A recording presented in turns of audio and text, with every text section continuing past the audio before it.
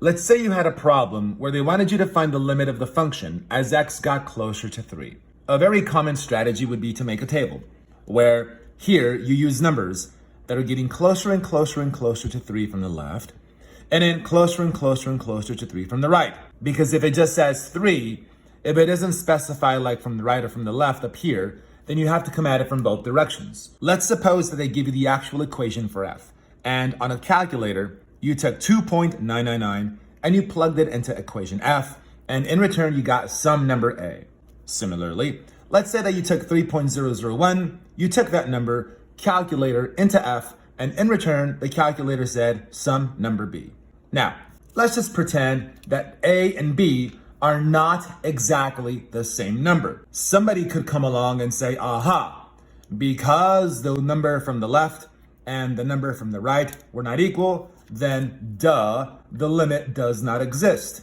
Now my question to you is, the person who said this, are they correct or incorrect?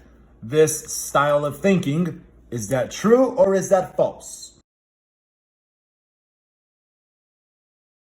So the person who says this, the person who says that, oh, okay, I came at it from the left and I came at it from the right, I plugged them there into a calculator, and then I got numbers A and B, but they weren't the same, so therefore the limit does not exist. The person who says that is false, and I'll tell you why. Consider some actual numbers here. Notice that A and B, they are not equal, are they? This number and this number, they are not the same. However, what is the trend? What is the tendency? What is happening here? These outputs, these y coordinates, they're getting closer and closer and closer, it looks like, to the same number. So just because the left and the right are not exactly the same number, that does not mean that the limit does not exist. You have to look at how these y coordinates are behaving. If they're getting closer to the same object, then that object is possibly going to be the limit.